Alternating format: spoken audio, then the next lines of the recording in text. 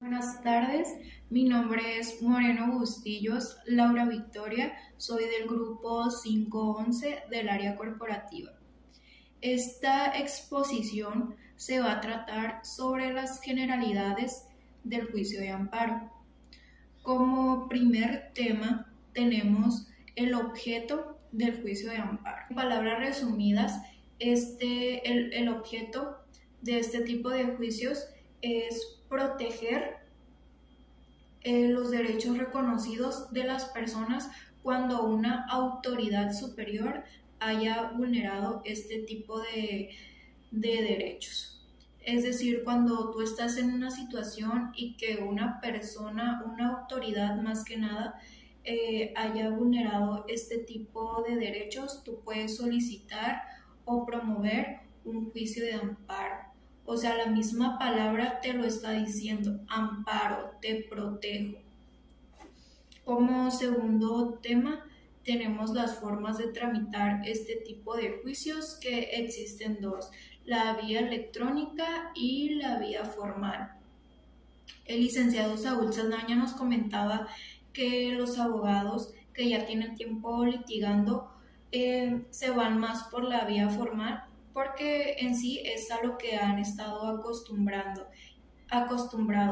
y los litigantes de esta nueva generación se basan más por la vía electrónica porque en sí tiene razón lo que dice de que nosotros como jóvenes estamos más relacionados con la tecnología y nos parece de una forma muy fácil hacer este tipo de trámites por vía electrónica. Tenemos más acercamiento con la tecnología.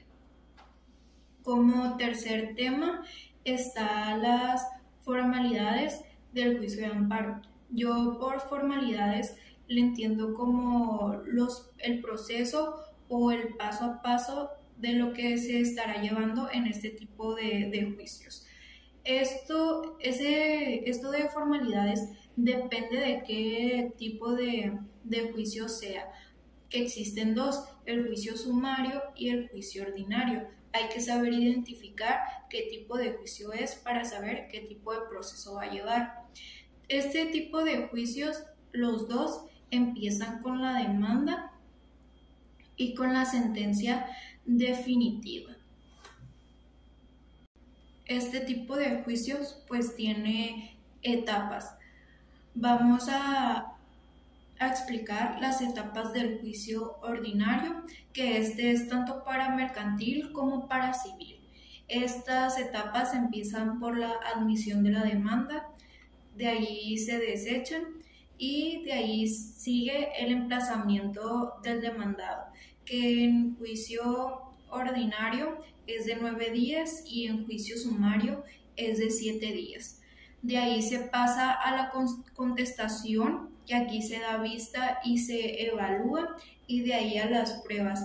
Aquí pues las pruebas se admiten, se desechan y hay dos formas de calificar las pruebas, desiertas y desechas. Cuando te califican una prueba desierta es que ya no la puedes volver a presentar. Esa prueba no tiene validez o no sirve para el juicio. Y cuando te califican una prueba deshecha es que no reúne los requisitos necesarios para calificar como una prueba o para calificar simplemente en el juicio. Ya que reúna los requisitos, la puedes volver a presentar sin ningún problema. De ahí se va a los alegatos, que se dan 2 días para los alegatos. De ahí se cita para la sentencia y este proceso finaliza con la sentencia definitiva. Este proceso es para los juicios ordinarios. Para los juicios sumarios, lo único que cambia aquí es que en este tipo de juicio no existe el ofrecimiento de pruebas, no existen los alegatos, no existe la citación para sentencia. Aquí se le denomina audiencia de pruebas y alegatos. Es lo único que cambia. Lo del principio es lo mismo, pero ya cuando empiezan sobre el ofrecimiento de pruebas los alegatos es donde cambia tanto si es ordinario o si es sumario. Bueno, también hay que saber identificar los tipos de resoluciones. Existen las resoluciones decretos, los autos, las sentencias interlocutorias y las sentencias definitivas. Aquí los vamos a dividir en decretos, autos y sentencias interlocutorias, ya que su autoridad ordenadora es la Sala de Circuito Civil, Zona Centro. Y para las sentencias definitivas es la Segunda Sala del Supremo Tribunal de Justicia del Estado de Sinaloa. Vamos a hablar un poco sobre los tipos de recursos, que estos vendrían siendo de revocación, de apelación y la queja. En los de revocación entran los autos y los decretos, que esto vendría siendo un amparo indirecto. En apelación entran los autos y las sentencias interlocutorias, así como las sentencias definitivas. Pero aquí se divide entre autos y sentencias interlocutorias, ya que estas dan un amparo indirecto y la sentencia definitiva da un amparo directo. La queja procede cuando te rechazan una apelación y esta tiene un plazo de 3 días hábiles. Vamos al siguiente tema, que el siguiente tema es las partes del juicio de amparo. En palabras resumidas, el juicio de amparo consta de 4 partes. El primero es el quejoso, que aquí entra el demandado y el demandante, así como también el tercer interesado. Como segunda parte tenemos la autoridad responsable, que aquí es la Sala de Circuito de Zona Centro y la Segunda Sala del Supremo Tribunal de Justicia del Estado de Sinaloa. Estas dos autoridades fungen como autoridades ordenadoras. Y por último, de la autoridad, tenemos el juez de primera instancia, que se le denomina como la autoridad ejecutora. En tercer lugar, tenemos al tercer interesado, que se califica como la contraparte de este tipo de juicios. Y por último, el Ministerio Público. Bueno, pues ahora vamos a pasar a la capacidad y a la personalidad del juicio de amparo. ¿Quiénes pueden promover el juicio de amparo? Lo puede promover cualquier persona siempre y cuando pues le hayan vulnerado los derechos reconocidos. Lo puede presentar una persona física, lo puede presentar una persona moral, lo puede presentar un menor de edad, lo puede presentar una persona con alguna discapacidad. Estos dos últimos lo van a presentar con un titular, o sea, van a tener a una persona en representación de ellos. Otro tema muy importante del juicio de amparo son los plazos. El plazo del juicio de amparo es de 15 días, pero se empieza a contar de diferente manera, tanto en civil como en mercantil. En civil se empieza a contar, por ejemplo, hoy 4 me notificaron. El plazo de los 15 días va a empezar a contar desde mañana, no desde hoy. Desde mañana se van a empezar a contar los 15 días. En materia mercantil, hoy me notificaron.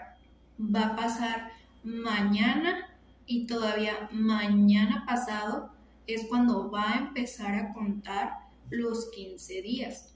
Es muy importante recalcar que los días inhábiles no se cuentan durante el plazo de los 15 días. Es decir, si hay suspensión oficial, ese día no se va a contar. Y también es muy importante saber que sábados y domingos tampoco se cuentan en el plazo de los 15 días. Ahora pasamos al tema de las notificaciones. Las notificaciones son para notificar o dar a conocer el tipo de resolución que se dio en ese juicio. Existen dos tipos de notificaciones que son las personales y las de oficio. Estos dos tipos tienen diferentes reglas y requisitos. Vamos a pasar a la competencia de este tipo de juicios. ¿Quiénes son competentes para ejercer este tipo de juicios? Como primero tenemos la Suprema Corte de Justicia de la Nación, tenemos los tribunales colegiados de circuito, tenemos los tribunales colegiados de apelación, los juzgados de distrito y los órganos jurisdiccionales. En el amparo indirecto es competente el juez de distrito, en el amparo directo es competente los tribunales colegiados de circuitos. En estas áreas son los encargados de admitir o desechar los tipos de amparo. En el tema de impedimentos, excusas y recusaciones, viene regulada en la Ley de Amparo del artículo 51 al 60. Este nos dice las causas de impedimento que existen para que este tipo de juicio prosiga, qué consecuencias tiene el excusarse y quiénes son los responsables de conocer este tipo de facultades, cuándo y por quiénes califica la excusa, así como también en qué situaciones se presenta la recusación. Ahora pasamos a la improcedencia, que la improcedencia básicamente es la facultad que le otorga la Constitución o otras ciertas leyes a las autoridades para desechar este tipo de demandas. Las facultades por las cuales se desechan este tipo de demandas vienen reguladas en el artículo 61 de la Ley de Amparo. El siguiente tema es el sobreseimiento, que este es casi igual a la improcedencia, solamente que aquí cambia, se puede decir, el autor. En la improcedencia, el que desiste es la autoridad responsable y en el sobreseimiento, el que desiste es el quejoso. El sobreseimiento viene regulado en el artículo 63, en el cual ahí nos menciona cuándo procede el sobreseimiento. Por último, pero no menos importante, tenemos el tema de la sentencia. Este tema viene regulado en el artículo 74, que ahí describe qué es lo que debe contener este tipo de sentencias. Uno de los requisitos es como la fijación clara y precisa del acto reclamado, el análisis sistemático de todos los conceptos de violación, la valoración de las pruebas admitidas y desahogadas en el juicio, así como también los puntos resolutivos de este tipo de juicios, entre muchos otros más requisitos. ¿Qué se busca en la sentencia? Pues más que nada que el quejoso goce de la garantía violada o que la autoridad que violó esa garantía pues al menos considere que es muy importante respetar ese tipo de derechos. Y pues esto sería todo.